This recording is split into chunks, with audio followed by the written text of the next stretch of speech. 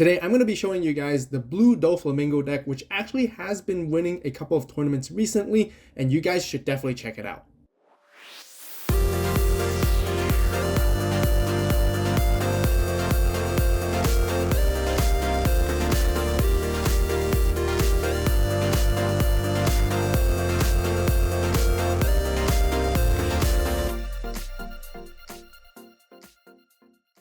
One Piece fans, welcome to one of our very first deck profile videos where I'll be showcasing you guys the Blue Doflamingo deck today. With the release of the very first One Piece booster box set, Romance Dawn, many players seem to be most excited for purple, the Kaido decks, and the red base decks with Luffy and Zoro and Law as well. But unfortunately, blue seems to be left quite underneath the radar. However, it's actually quite strong. As a matter of fact, this deck actually went undefeated in a couple of tournaments multiple times, and I also got some winner packs here to show you guys, which we will be opening it up together as well. If this is your very first time watching this video, then welcome to the Avault channel. If you guys want to see more One Piece deck profiles and content, definitely let me know in the comments. Be sure to subscribe and turn on that notification bell, but also give this video a like to let me know, and I really appreciate the support, so thank you guys so much. This deck focuses on the Doflamingo leader to then play your 7 Warlords of the Sea characters that have a cost of 4 or less for free. By doing so, you can apply pressure to the board very quickly and swing your opponent aggressively at the same time. If you guys are new to the game, don't worry, because I'll also be including a how to play guide with a few basic combos section right after the deck profile, so definitely stick around for that too. But with that being said, let's quickly open up these winner packs, see what we got, and then showcase the deck. Alright, let's start off with opening both these winner packs and see what we pull. A lot of really nice sought after value cards. Oh, we got the cover already. We got the Yamato winner card right here. But yeah, it's a shame because it would be nicer if these were actually hollow too. Then it will be even more nice. But we got the second pack here. See if we can pull something different. Looks like we do have something different. Oh, we got the Kaido. This is really cool. I really like his dragon form right here. Fantastic for art. Once again, if it was hollow, even nicer, honestly. Okay, so let's just jump straight into the deck profile here. First and foremost, your leader is your Doflamingo. Your whole deck really revolves around this single leader right here because you put 2 Dawn underneath him, and then when attacking, you rest 1 more additional Dawn, letting you reveal the top card of your deck. And then if it is the 7 Warlords of the Sea type of character that has a 4 cost less, you can play it rested onto the board, which is very nice because being able to play stuff for free applies a lot of pressure. You want to be repeating this process as much as you can throughout the entire deck and just apply pressure and swing in aggressively, and that's how you basically win games generally with him anyways. So for the first 1 cost drops, we have Perona, and 4 copies is 100% a must. She provides a lot of synergy along with your Doflamingo because on play, you look at the top 5 cards of your deck and you get to rearrange them back to the top or bottom in any order. This lets you sort of set up your effects for your Doflamingo. So if you know that you're attacking for the turn, that's where you want to be setting up the 7 Warlords of the Sea 4 cost conditions to be placed on top of your deck, so then you're guaranteed to reveal the card that you need and you get to play it from there on as well. And when you're not attacking, you want to make sure that you choose a card that is not going to be meeting the requirements so that you can draw into it instead, and then the card after following will be meeting the requirements. So yeah, planning ahead is really important, and this Perona is definitely something you want to see as soon as possible in your opening hand as always. Next, we have the 4 copies of Law, the 1 cost blocker. You know, we always need 1 cost blocker. It's always going to be super helpful in the game. So yeah, that's really it for there. So we don't play any 2 cost drops, but we do play another Doflamingo right here. We got 4 copies of this one. This is the blocker 3 cost, really good. With the exact same on-play effect as Perona, looking at the top 5 cards of your deck, you get to rearrange them and place them back to the top or bottom is really going to be very important. Otherwise, having a blocker is also just really crucial in general as well. Okay, so we're going to move on to our 4 cost drops, and it's going to be main focus of our deck, so we're going to have a lot to talk about and go through. But first and foremost, we have the 4 copies of Mihawk. This one has a Dawn ×1 by placing 1 underneath, and when attacking, you get to draw 2 cards and trash 2 cards from your hand. Really great for cycling, really nice card for sure, and pretty strong too with the 2k counter.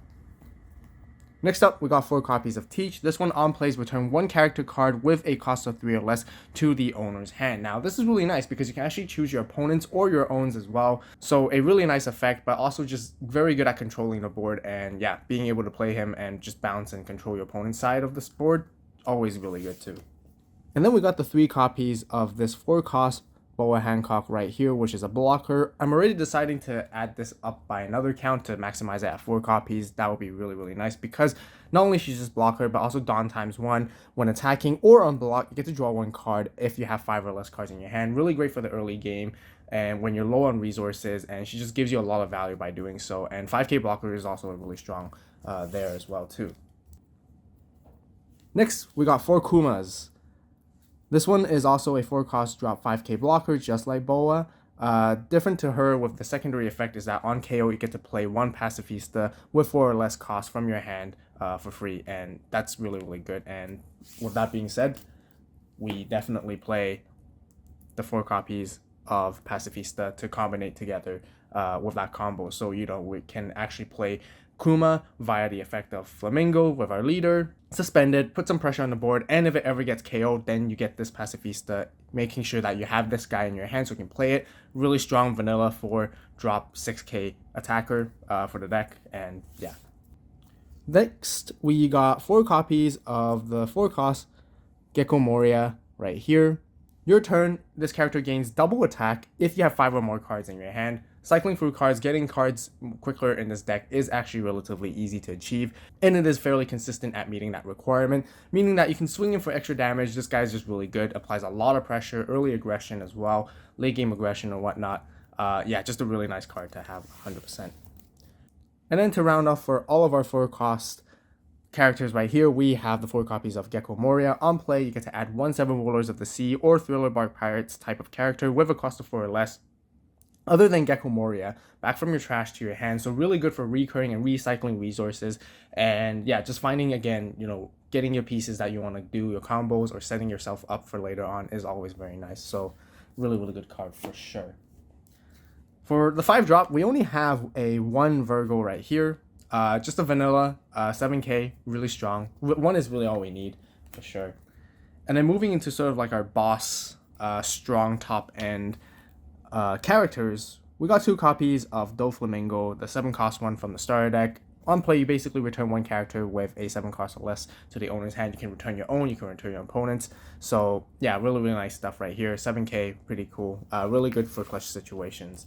And then we also got the other one. We got the 9-cost right here, Mihawk. This one on places 1 character with 7 costs or less back to the bottom of the owner's deck. So, you know, you just want to be keeping a limitation of between the 2 copies of each for your top end stuff. You don't want to be adding too many of them because you don't want to be seeing them. They could be very bricky for you. They're just really good for tech specific scenarios when you just got something really good to remove off your opponent's board. That's when you want to play these guys really.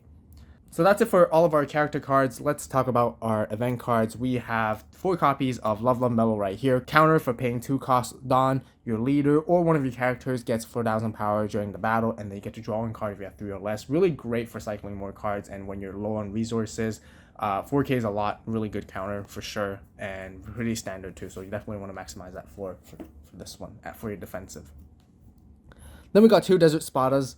Your leader or one of your characters gains extra 2,000 for the counter, and then you get to look at the top 3 cards of your deck and you get to rearrange them, placing back to the top or to the bottom. Really nice and really great synergy. This one costs only 1, very nice, but you don't get as much power compared to Love Mellow, but it does have a trigger from life where you get to draw 2 cards and trash 1 card from your hand, so really great for more cycling when you do get to activate it, which is going to be really nice. Okay, now with the deck profile complete, let's show you guys the how to play guide with this deck and a couple like several basic combos, which I find it's super fluid and consistent with this deck really. So really important at your starting hand, ideally you want to be going first in most cases because you want to be seeing your Perona, and that's when you get the best value, and you really want to just overall play aggressive, which is very similar to like a red based deck usually. But yeah, let's just say if you're going first, you want to go for your Dawn and then you immediately suspend it to play your Perona. Make sure you mulligan until you get the card these cards you need. Otherwise, you want to be seeing the other Doflamingo. Any of these cards that can search, the sooner you can search your top 5, the better it is. So by revealing the top 5 cards, let's arrange here for some examples. So really, you're going to be seeing your 4-cost guys, and then you're also going to be seeing all your other cards here. So you're going to have like a mixture and abundance of these guys, but the 4-cost guys are going to be the ones that you want to set yourself up for the attack. Now, you know that this is your first turn, and in the next turn, you're going to be swinging into your attacks. So what that means is you're going to have your 2 Dawn at the start of your next turn, and you immediately meet the requirements for Doflamingo. So what you're going to be doing is, depending on the situation or what you review, you want to be stacking them differently, right? So let's just say you had these 5 cards reviewed, then I know exactly that, well, I'm not swinging this turn. I'm swinging next turn, so that I want to have the Doflamingo here to add it to my hand, and I know I want to play the Mihawk with the effect. And then now you get to plan your next turn afterwards too. You see these 2/4 costs, and you know they're going to meet the requirements for Doflamingo. Then I'm going to rearrange this and making sure that I draw into Desert Spada next, and then plan like that ahead.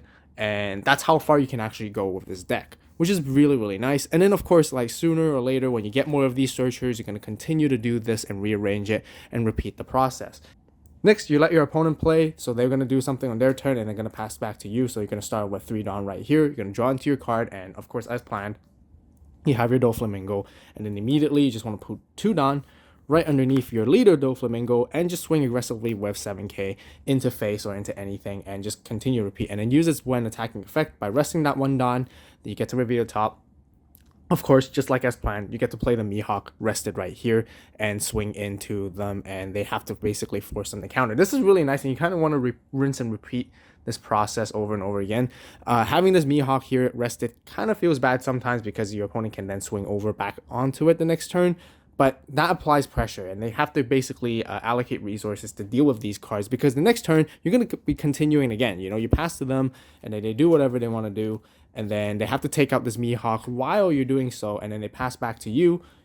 You go for another 2 Dawn once again, and then you draw, and then of course, as planned, you know, you have this Desert Spada. That's what you're going to draw into, and then you just really rinse and repeat and keep on doing this. You attack, suspend 1 Dawn, play this for free, and then that's really how it goes. So once again, like I mentioned earlier, with the Kuma along with Pacifista, you want to be making sure that you have Pacifista in your hand to get the optimal value for the optimal play along with Kuma, because if Kuma does get deleted or get KO'd, then you get to play the Pacifista right here and then pressure even stronger, and a free 6k body on the board is a lot of pressure already. And as the turn goes by and as you curve up and scale with more Dawn, this is when you want to see these big guys so that you can make for the big turn plays later on. So the idea is actually very simple. Overall, you just want to be aggressive and be as fast as you can and take out all your opponent's life.